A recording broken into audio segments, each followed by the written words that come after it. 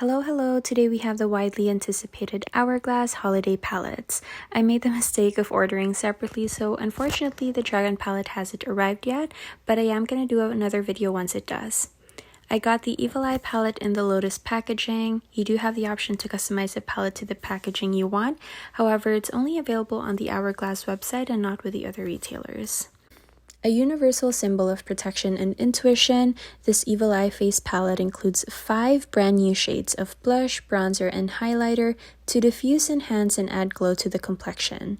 If you didn't know, majority of the shades in the previous years were frequently repeats of already existing colors, so it's quite refreshing that they're offering a lot of newness to their consumers. It's a little annoying that they still haven't fixed the packaging to keep it upright, so you're kind of stuck with this angle.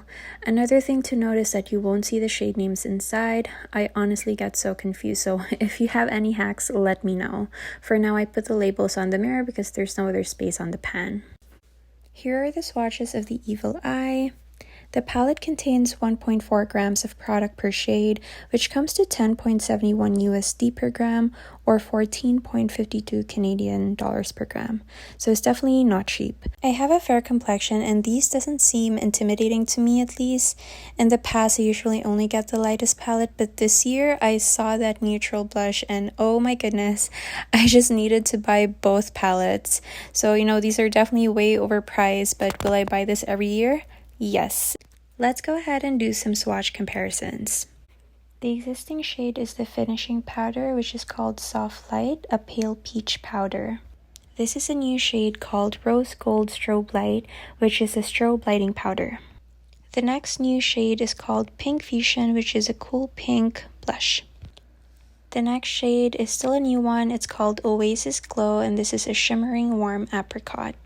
This was the blush that made me buy the medium palette. The next new shade is called Vibrant Coral, which is a true coral blush. This does seem more matte, Oasis Glow being more glowy, and Pink Fusion having a sheen. The last one is called Natural Bronze. It's a new shade, and it's a matte medium bronzer. It seems quite neutral. Alrighty, I'm gonna do swatch comparisons with the Jellyfish palette, which was the lightest palette in 2023. I do wish that they kept the additional artwork option like the gorgeous L packaging last year. The first shade is a finishing powder, which is diffuse light. It's definitely more brightening compared to the medium palette's finishing powder. The second shade is called Rose Fusion, which is a blush, and in typical Hourglass fashion, it's very similar to the other shades. The next shade is called Opal Strobe Light, and I love this highlighter from last year because it's so cool tone compared to this year. Next up is Lunar Bronze, which was so warm from last year's palette. By the way, these bronzers doesn't have the marbling like the regular bronzers, so don't expect the same Holy Grail formula. Next is a blush called Diffuse Heat, and this is personally my favorite blush from all of the holiday palettes that I've owned. And then another finishing powder called Ethereal Light. Now I know a lot of people don't like 2 finishing powders in one palette, but when you're fair like me, it's so easy to overdo your blush and make yourself look like a clown. So this is so useful in diffusing that pigment. We're now moving on to the swatch comparisons with the Butterfly palette of 2022. I think my complaint with Hourglass is that in general the shades are not too different, and you'll understand once you see the swatches because the blushes, they look identical. But first the finishing powder in Ethereal Light, the exact one we see in 2023. And then we have Incandescent Light, which was a soft strobing powder. I kind of prefer this one over the metallic, to be honest. That one's too blinding. Such a soft diffuse glow. I hope they bring it back to the holiday palettes. And then we have Soft Flush, which is very similar to Sunset Glow and Rose Fusion from last year. And then we have Diffuse Light, another finishing powder. So for 3 years, there's 2 on the light palette. And then we have Sunset Glow, which is like a big sister to Soft Flush in terms of shade. Once they're on the cheeks, they both look very similar. I mean, they really do look identical, right? Lastly, we have Celestial Strobe Light, which was a metallic strobing powder. So the medium shades of 2024 and the light shades of 2022. I'm now going to try the shades on the cheeks. So I'm going to start with the Oasis Glow Blush. which I did mention that I got the medium palette because of the shade. I was so surprised that Hourglass finally did a neutral kind of blush. This is leaning peach for me because I have very fair skin, but I mean, if you see it in the pan, it's really a beigey, warm apricot shade. I just know this will look stunning on deeper complexions. So this is described as a shimmering warm apricot, and rightfully so. This is the only one that I can see visible shimmer particles compared to the other two shades of blush in this palette. I didn't bronze my cheeks because I could see the shade as a bronzer. It does look gorgeous. I don't really apply this much, but I wanted the camera to pick up the color. And then we have the rose gold strobe light, which is very blinding. I don't think you need to apply as much as I did, but just so that the camera can see the actual shade. And I applied a little bit of the soft light finishing powder on the outer areas of my cheeks because I wanted it a bit blurred and soft. The next shade is called Vibrant Coral, and it's supposed to be a true coral blush.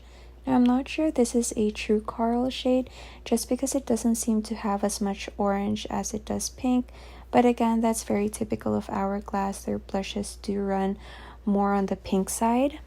I'm not gonna lie though, I really love this blush. It feels very sun-kissed, very summer. I can definitely use this on my upcoming vacation, so yeah, I'm not complaining. It seems like a very lovely shade. By the way, this is the most matte blush in the Evil Eye palette. What I love about Hourglass powders is that they give you almost a dimensional look from the soft glow that it gives your skin.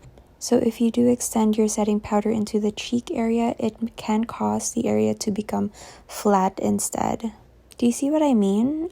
I think the setting powder is best if it's just in your under eye area. Wow, I adore this shade. I didn't expect to love it as much as I do.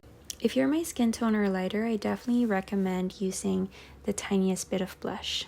I'm now working the natural bronze shade into my forehead and cheeks. This is described as a matte medium bronzer. By the way, kudos to Hourglass for finally giving neutral bronzers. The Butterfly palette in 2022 didn't even have one, and then the Jellyfish palette last year was very warm. As far as I can tell from the reviews on the medium palette last year, was very, very warm as well. I hate that they never give, the marbled regular bronzer formula in this palette, but this is still a pretty good option as well for a bronzer. The next shade is called Pink Fusion and is supposed to be a cool pink blush. Now, cool pink blushes in general, it just turns warm on my skin, and this is no exception, but it's still very pretty. This has a sheen but no visible shimmer. And again, I'm using the soft light as a finishing powder. This is described to be a pale peach ambient lighting powder. This finishing powder is very blurring, but at the same time it has those micro specks of shimmer that gives you that diffused, soft, glowy look. And an unpopular opinion from me, I do buy the palettes every year because of the finishing powders, not because of the blush or the bronzer. And that is everything. Do I recommend the palette? Yes. Is it overpriced? Unfortunately, yes.